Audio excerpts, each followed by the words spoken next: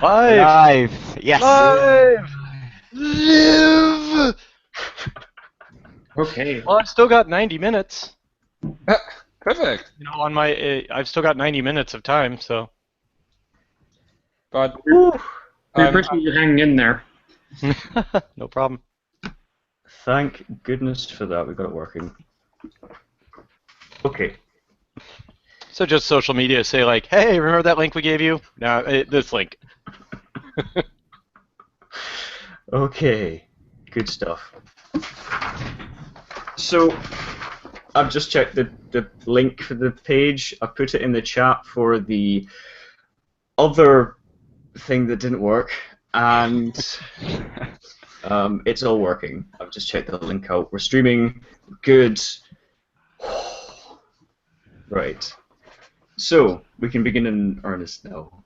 Ernest.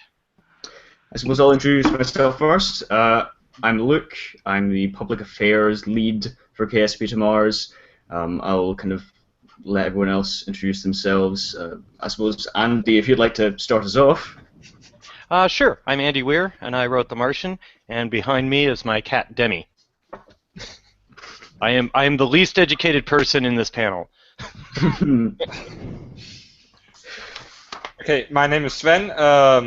I'm the mission director of the KSPtoMars project, and yeah, I'm mostly here for technical assistance if anything goes wrong with Hangouts on air again. But yeah, so you're not going to hear me a lot during the Hangout.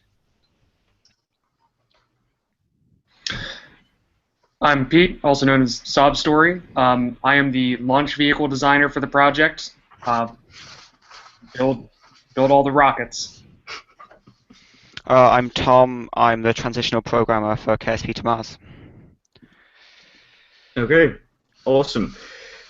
So I'll just jump right into it. We've got a few prepared questions for you, Andy. I'll just jump into it. So you started releasing your book one chapter at a time on your website.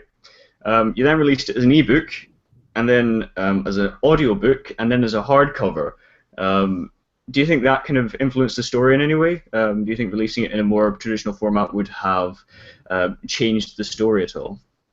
Maybe a little bit, but for the most part, no. I think the only way that it affected the story was actually the initial way, publishing it chapter by chapter on my website gave me more of a desire to have sort of a cliffhanger at the end of each chapter, because I knew that the readers who were following along and reading it as a serial would have, a month or two until the next chapter, and so I wanted to leave them hanging a little bit. But for the most part, I mean, I'd warned everybody, hey, I'm writing a book here, and you're just kind of watching.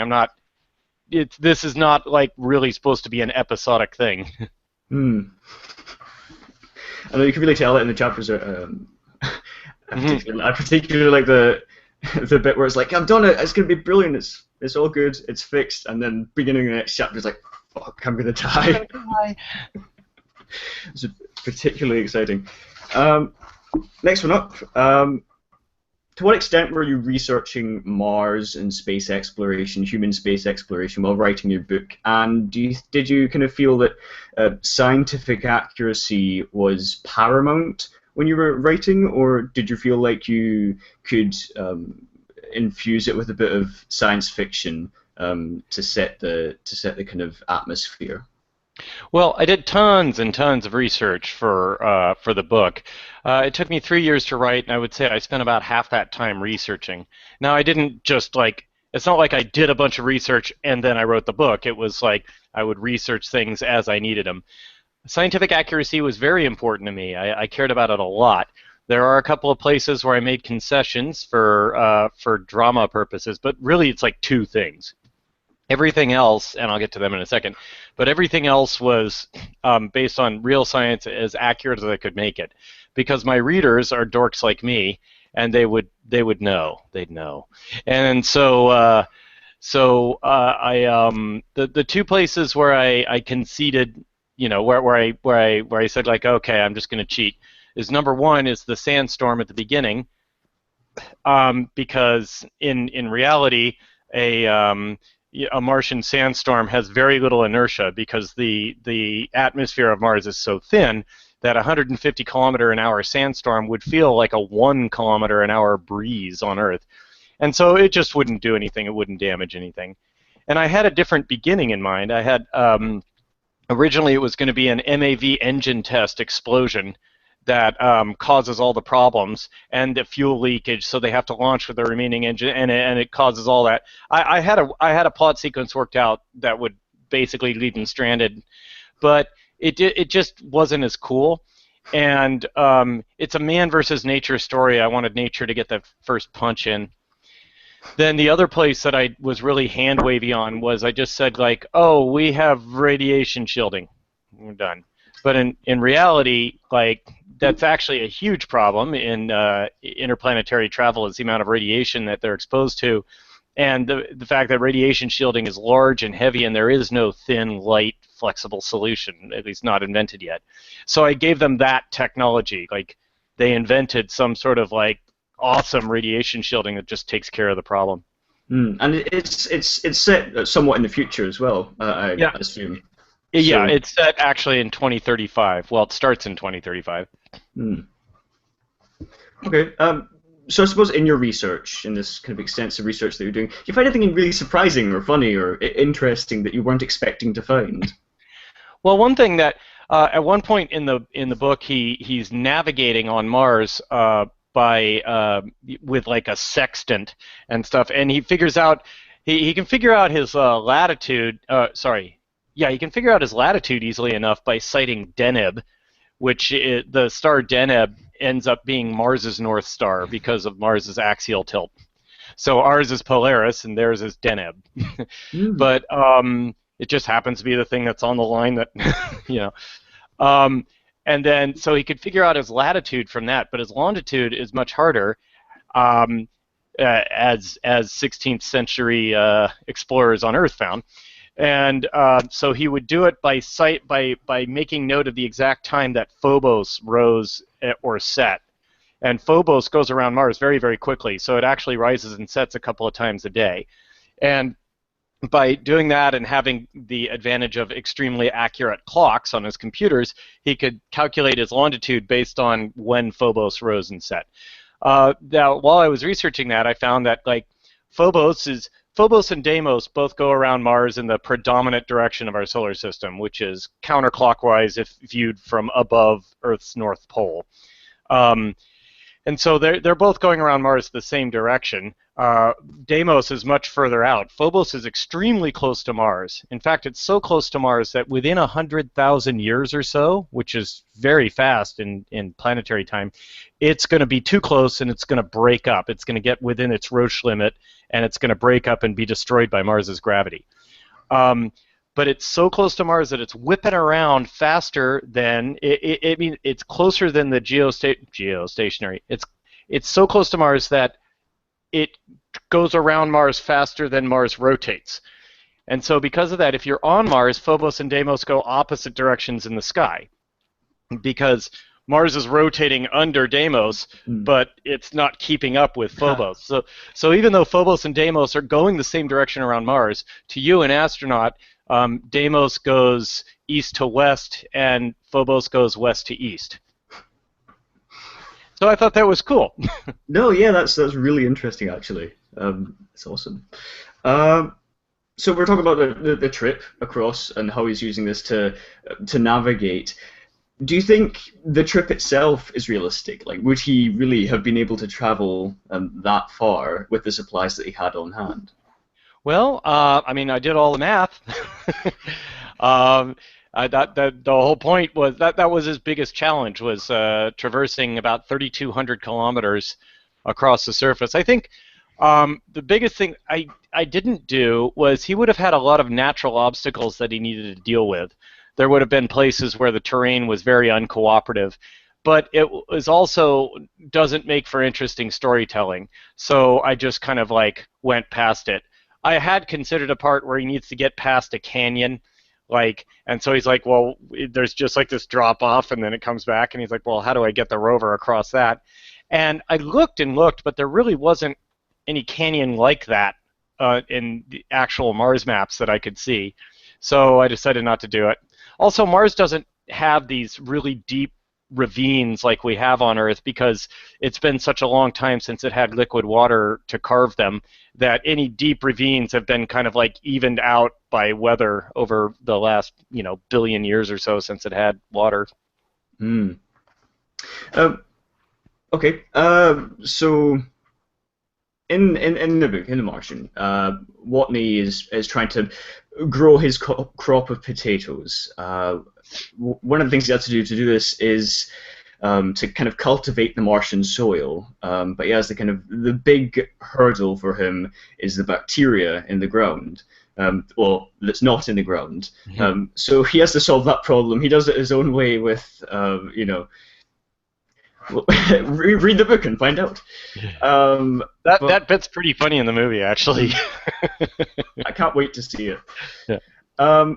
But I was wondering what your opinion is on bacterial life that's native to Mars. Do you think it's a possibility? Are you an avid supporter of life on Mars? What's your opinion?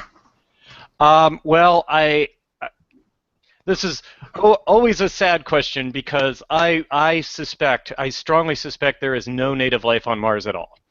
Now, I could be wrong, and I hope I'm wrong, but I really don't think I'm wrong. And here's the reason. If you were an alien coming to explore Earth, you would have a hard time finding 1 liter of volume anywhere on this planet that is not riddled with life. Like, if I just grab this liter of air, there's going to be 1 million bacteria living in it. If I grab a liter of ground, tons of bacteria. If I grab a liter of seawater, I can go to the North Pole and grab a liter of snow, and there's still going to be some stuff in it. Life, or at the very least evidence of life.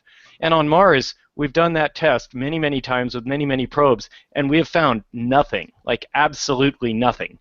So life is very tenacious. Life is very good at evolving and spreading out and making use of all possible available resources, especially, it has billions of years to work out how to do it slowly over evolution. So I think if life is anywhere on a planet, it's everywhere on a planet. And we haven't found it, so that leads me to believe Mars doesn't have it at all. However, we may find evidence of, like, ancient life, that there may have been life on Mars, 1 billion years ago, back when it had liquid water, and it might be that we have to dig really, really deep to find it, that sort of thing. But I don't think there's anything living on it right now, other than the bacteria that's hitched rides on our probes. That's a good point. Okay, so moving on, the hardware in The Martian, and the mission architecture as well, I suppose we can get into that. How much thought did you put into it? Because it really felt like you were putting a lot of thought into it. Certainly from reading the book, you get a good idea of what kind of hardware they brought with them, and maybe even what the sort of thing looked like. So I was just wondering, how much thought did you put into it, and were you thinking about what it looked like as well, or just the practicality of it all? I really focused more on the practicality. I had a pretty good idea of what the HAB looked like. In answer to your first question, yes, I put a huge amount of effort into the hardware and designing it mentally and just its capabilities and what it does, even to the point where, I know the storage capacity of one of the rover batteries and so on, So a lot of work on that. I had a general notion of what the rover looked like. I knew exactly what Hermes looked like too, but I never got around to describing it because it wasn't as critical to the plot.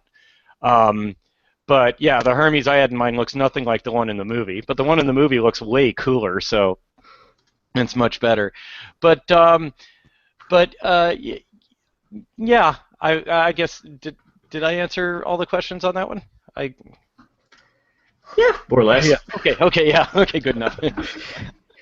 So, the Hermes. Obviously, there's the one in the movie. You said it looks really cool. I've seen a few posters of it and advertising things, and it looks awesome. But in the book, they've got ion engines, effectively.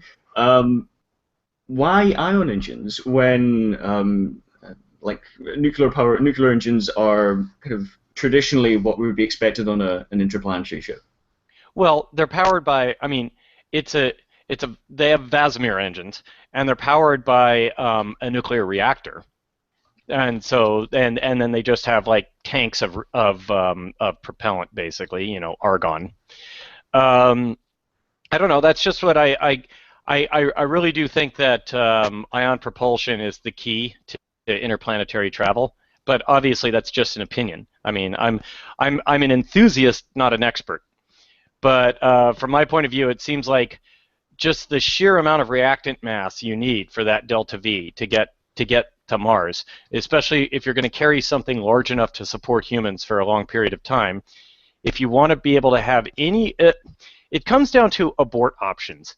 If you want to be able to say like, oh crap, no, come home, or we need to change, we need to adjust, stuff like that, then ideas like cyclers are not great.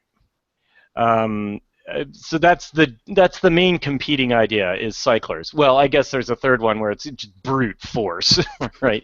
But talking about cyclers, it's like, okay, well, you need to be on Mars for a year and 7 months or something like that until the cycler's back around to catch you.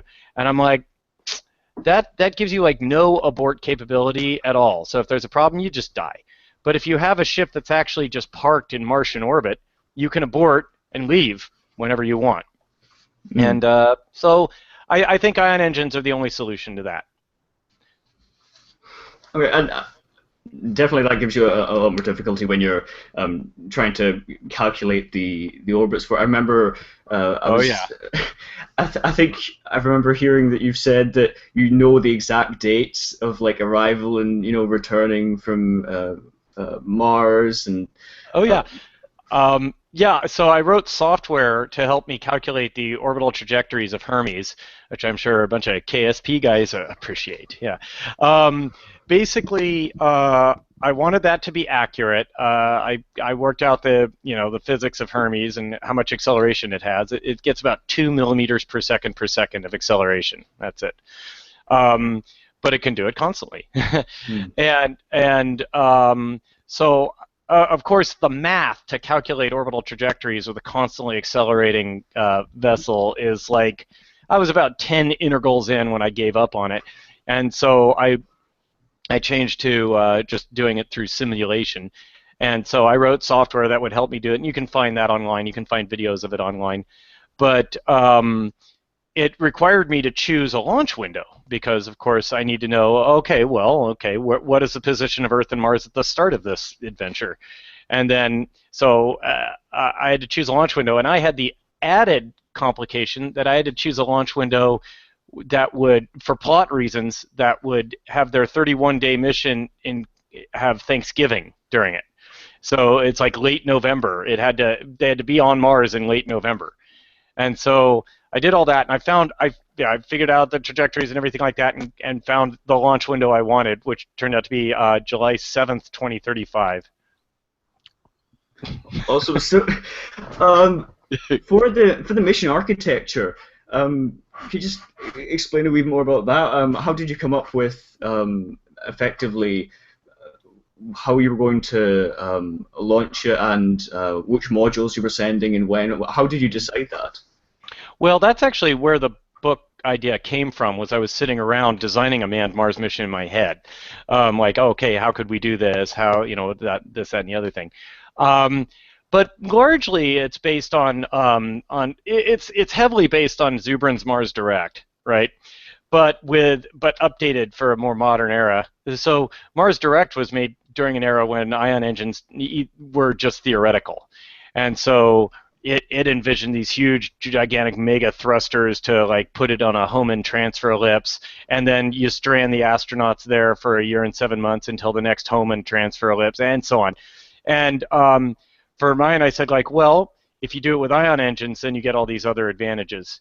But I definitely did, like, one of the main things is you send the return ship in advance, or you send the MAV in advance, and you use ISRU to generate fuel.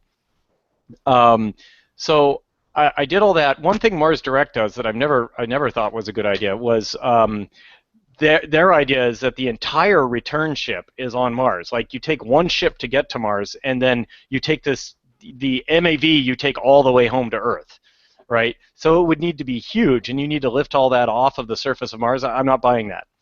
But that was because they were using Hohmann transfer ellipses. They didn't have the option of having this big craft just parked in orbit and waiting for an MAV. So I did it more lunar module style, where there's a little ship, and this thing's sole purpose is to get the humans and whatever samples and stuff up to the big ship, and then it can spiral out and head home. So I just think that that's a mission architecture that could work pretty well. There's a completely different way of doing things that involves lunar mining, right? Where you make fuel on the moon, and then it's a lot easier to get stuff off of the moon, and so you could do these big oomph thrusts. But I didn't want to go that route. Also, remember this is a book. The purpose is to entertain. Having an ion propulsion system on Hermes allowed them to change course halfway through the mission, which was a significant plot point. Definitely. And which of the proposed mission architectures that have come out over the years do you think is the most likely to succeed, or the most likely to actually be kind of gone through with? I suspect, once again, enthusiast, not expert, I suspect that it'll be a cycler. I think that's how they'll do it. I think they'll do a cycler. Also, I think it'll be a large international effort. It won't be like the Apollo program. It'll be more like ISS. You get a bunch of countries together. They build a big-ass cycler, something like ISS as sized, and then they'll put it in the cycler orbit. And then people just do these long-duration spaceflight missions, and they're on their way to Mars as well. I think that'll work, but then it'll be a big leap stranding people on Mars. I think what would be best would be, I don't know if anybody's named it, or, I mean, I came up with this, but it's obvious, so I assume lots of other people have come up with it. The idea of the cycler, and then you run ahead of the cycler. So the cycler is on its way to Mars, and it's going to get to Mars in 15 days at this point. It's going to have its near approach to Mars in 15 days. But so you have your ship, you have your MDV basically leave the ship, and then haul ass to Mars, land, do your stuff as the cycler comes by and stuff like that. Then you launch and catch up with it. So you spend like a month on Mars, and you take the cycler there and home, and you only need one cycler. A lot of people have suggested multiple cyclers in different phases, so that, well, here's your outgoing cycler, then it's going to be on its slow return, and then here's the next cycler that's going to hit Mars a month later. But that requires building two cyclers, and I just don't see that being, fiscally plausible. Yeah. So you're talking about kind of international efforts, but what are your thoughts on private efforts, private space companies that are reaching out, things like SpaceX with the Falcon 9? What are your thoughts on that, with the rise of private spaceflight? Oh, I think commercials. Well, there's a difference between private spaceflight and commercial spaceflight, right? Commercial spaceflight is basically freight to LEO for hire. Private spaceflight is like, I'm Bob and I want to go into space. So those are two different entities, right? So commercial spaceflight, I think, is the absolute key to exploring our solar system, because that drives the price to LEO down. And so as these commercial spaceflight companies compete for boosters and contracts, the price to LEO is going to go down and down as they invent new ways of doing things. A manned Mars mission will surely involve commercial spaceflight for freight. It'll be like, okay, we've done all the math, we've designed everything. The cycler that we're going to need to put a 450,000 kilogram cycler into low Earth orbit. We're going to have to build it in low Earth orbit, and then we're going to have to put 800,000 kilograms of propellant into orbit to do that initial burn to put it in its cycler orbit. So we just have a bunch of freight demands. We need to get freight up there, and that's where the private spaceflight companies will come in, or commercial. And so then that's where you get things. It'll be a bigger international effort, so there'll be a bunch of politics and pork barreling, but basically it'll be like, okay, we've all agreed. SpaceX gets 19 of the launches, Aristide gets 5 of the launches, the Russian Space Agency gets 9 of the, and so on.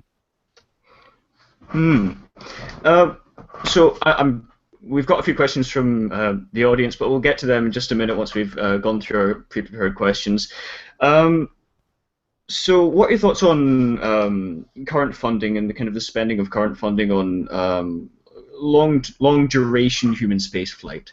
Do you think we could be doing more in that area, or is funding, are we overfunding that, or is there something we should be focusing on more near term? I don't think any space enthusiast would ever say that we're overfunding it, right? I think I don't think we're putting enough effort into the long duration spaceflight research. I think that we're spending too, well, I'm sorry, when I say we, I'm really talking about NASA.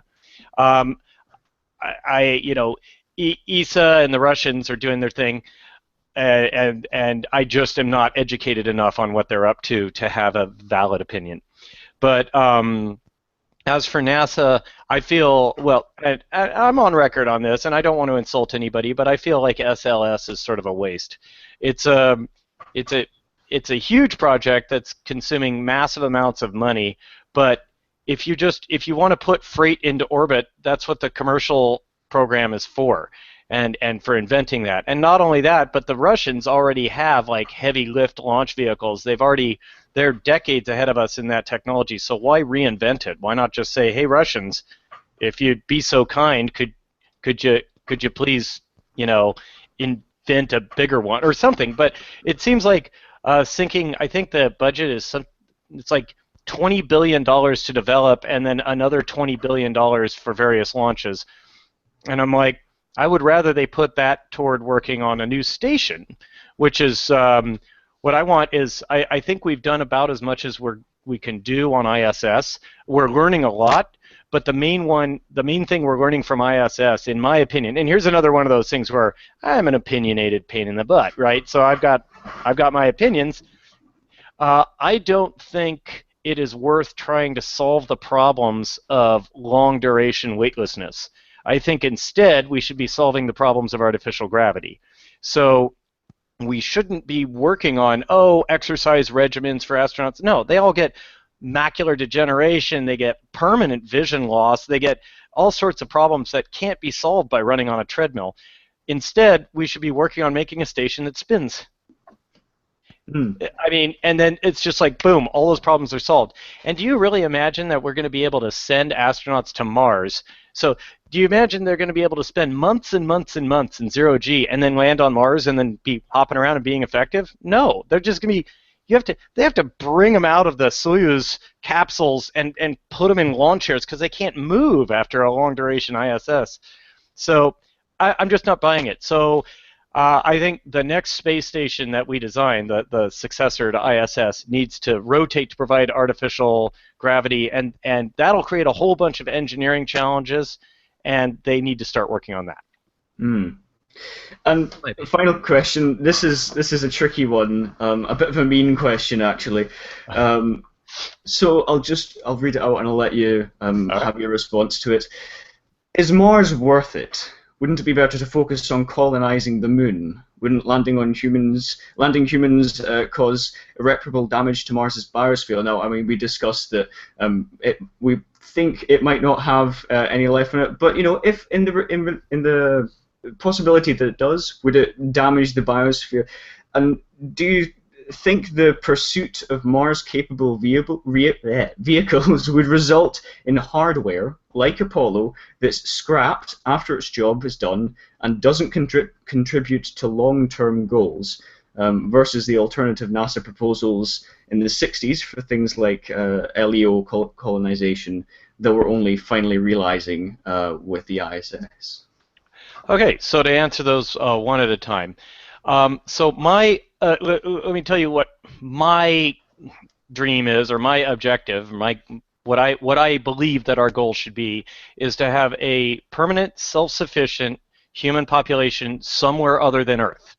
Okay, doesn't have to be Mars. It could be the Moon. It could be just something in solar orbit, but it has to be it has to be capable of supporting itself, completely Earth independent, and have a large enough population to maintain genetic diversity.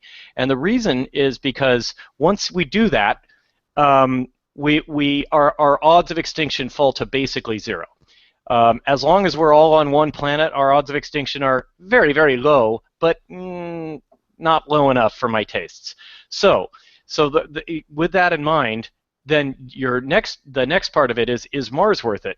Why not just colonize the moon? It's much closer. It's much easier to get to.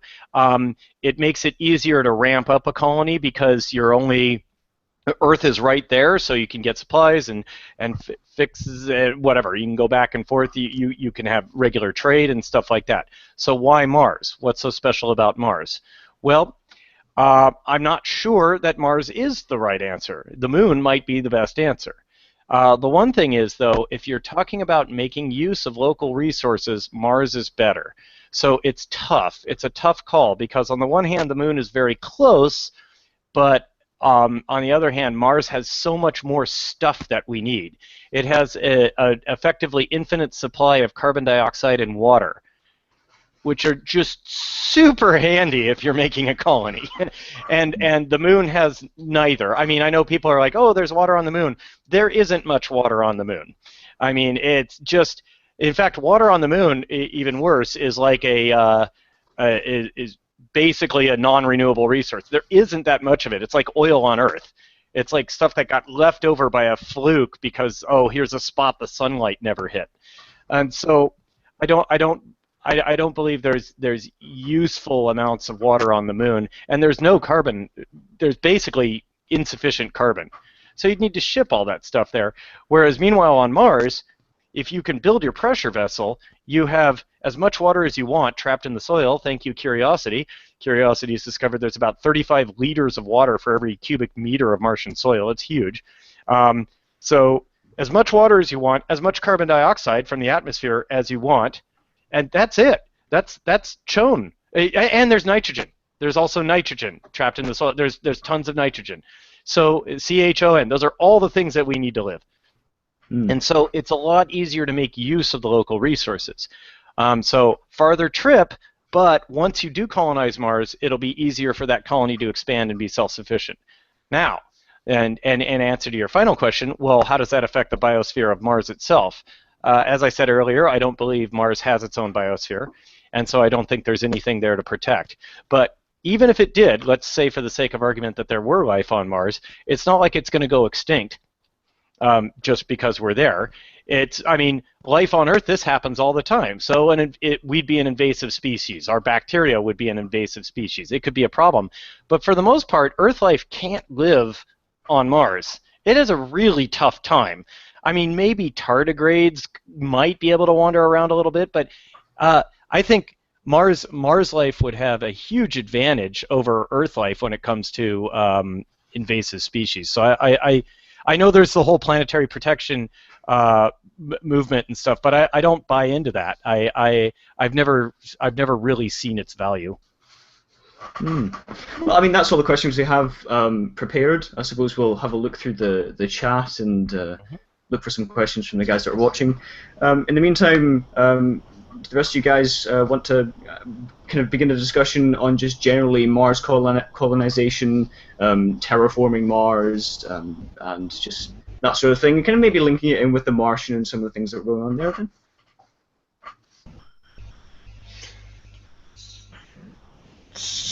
Well, I've got something. Not to interject another author, but what would you feel about something akin to Red Mars's Kim Stanley Robinson's Red Mars scenario for Mars terraforming long term, the incremental process of raising greenhouse temperatures? Yeah, well, terraforming is just so far beyond our current technology that, I mean, I don't. It's something that I would consider literally centuries and centuries away. It's not something that I consider anywhere near the horizon. By the time we have the technology to terraform, we will have already developed the technology to easily and casually travel to Mars, and so we'll already be able to colonize Mars before we have terraforming, my opinion. So, okay, we have the first questions from the audience. Thanks to everyone who asked questions. So the first one is, how close is the storyline of the upcoming movie to the book? It's very close. I've read the screenplay. I've seen the movie. I'm really happy with it. It follows the book very closely. They had to take some stuff out, otherwise it'd be a 10-hour movie, right? But I agree with the things that they cut because they were the if they'd given me a list of all the major plot points and said, okay, you need to cut this many of them, I would have cut the same. So yeah, it follows the book very well. That we are happy to hear. I think I can speak for everyone here. Well, I'll tell you one thing. Sorry. When it comes to following the book, the number one question I get asked by people who've seen the trailer is like, does Mark have like a wife and kid back home? Because there's this scene where he's like holding his hand up to the monitor kind of thing, and there's like a wife and kid. That was sneaky trailer editing. He doesn't. They didn't add like a family for Mark back home. I mean, they didn't add a wife and kid or anything like that.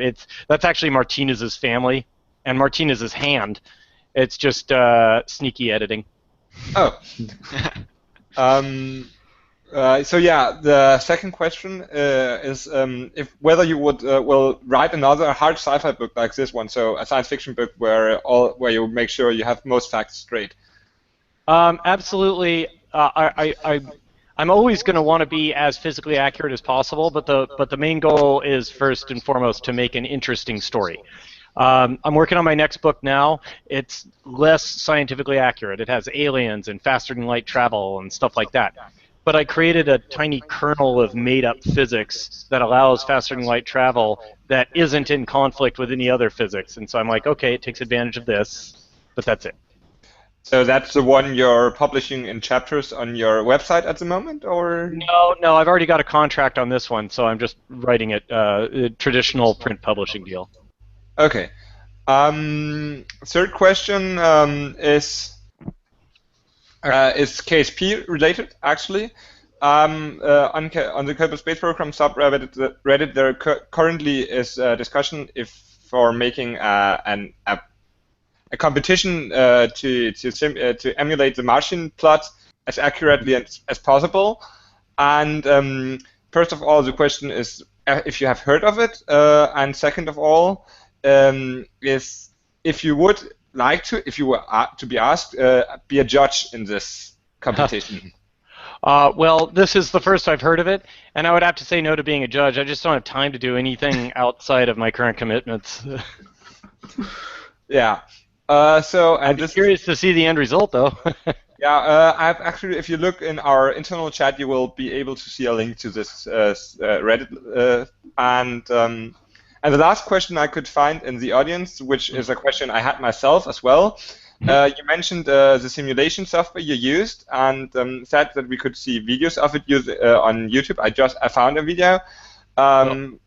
Well, okay, the question is if you could provide a link or publish the software, because a lot of people in the chat have asked to see this software and be able to use it. Oh. Okay, so that is just a video of the software in use. I can't provide the source code for the software because at the time I wrote it, I was working for this company, and I used a proprietary graphics library for display, so I can't post their code. The thing I posted is the actual video of the three of the three courses that Hermes had. Okay. So people can look at that, and it's much higher quality than the ones that they probably found by looking around on YouTube. Yeah.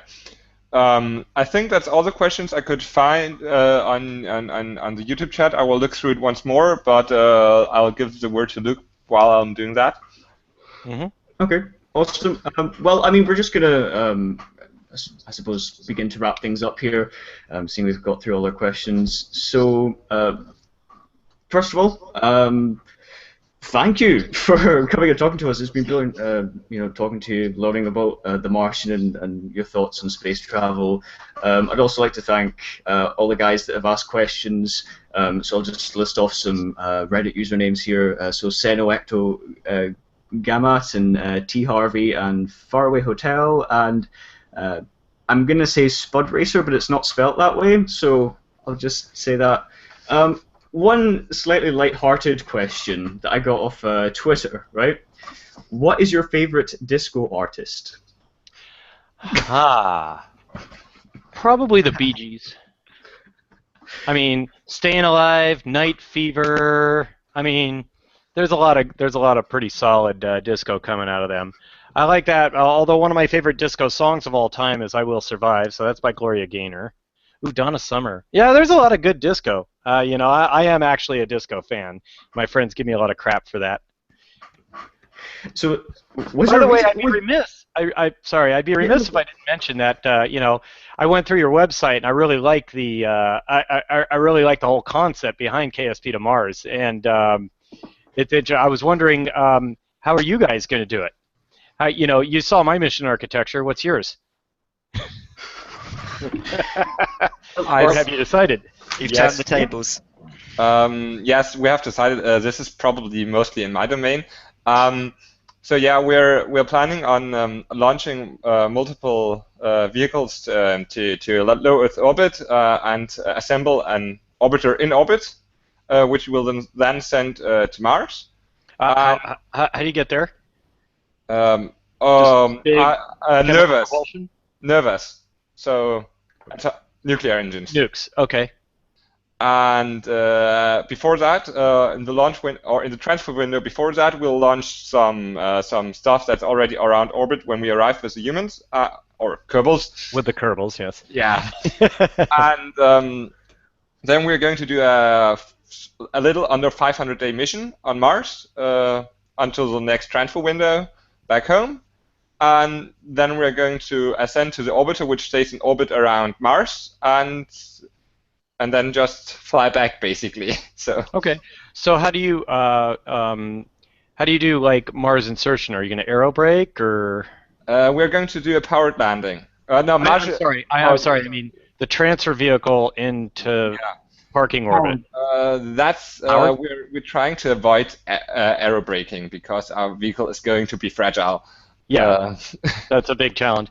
For mine, remember how I said Hermes looks totally different than the movie version in my mind? Hermes was actually just basically a really large conical capsule. It was just much bigger than an Apollo or an Orion capsule, and it could split in half, and so the two halves, semicones, could split in half and get far apart, and they're connected by steel cables and flexible tunnels, and then the whole thing spins to provide artificial gravity during flight. But they come together for aerobraking, and there's one solid heat shield that doesn't split in half. So it's like there's a circle under here that stays a solid unit, and then these two split in half, and that circle stays here, and the central part stays here, and it spins. And but yeah, so I was curious to see how you solved that problem. So it looks like you're doing it with a burn.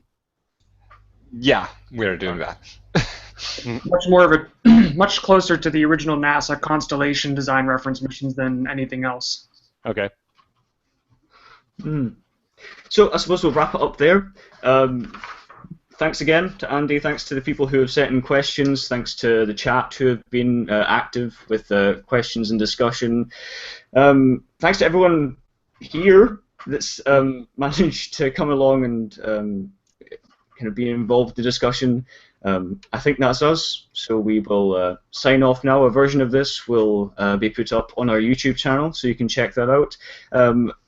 Before we head off, just some promotional stuff. You can find our website, KSPtoMars.org. I will be putting that into the video description, as well as our blog. You can check out us on Twitter, which is at KSPtoMars, and you can check out our subreddit, which is just /r/KSPtoMars. Andy, do you have anything you'd like to promote besides The Martian, of course? Yeah. Amazing book. No, The Martian pretty much covers it. You can find it on Amazon, Barnes & Noble, or at your local bookstore. And the film comes out October 2nd. So go watch that, too. So one last question. I want to say thanks as well, but one last question, which I just saw on YouTube, was if your old books are still available either online or for purchase? So The Martian is my first published book. Yeah. It was my third book that I wrote. And the first one was terrible, and it doesn't exist in any form. I wrote it before really the age of the internet, so it's actually not out there. So that's good because it's awful. The second one is okay. It's called Theft of Pride. You can find it if you Google around a bit. It's not that hard to find. Um, it's meh. Yeah, I mean, if you're like, oh, I really love The Martian, now I want to read Theft of Pride, you're gonna be disappointed. And is that a sci-fi as well? Yeah, it's sci-fi, and it's more space opera. It's like lots of different alien races that all breathe the same air, and whatever, Hmm. more Okay. Star Trek, Star Wars kind of. Brilliant. Right, folks. I think that's us. We'll wrap up there. Thanks again to everyone, and au revoir. Thanks for having me.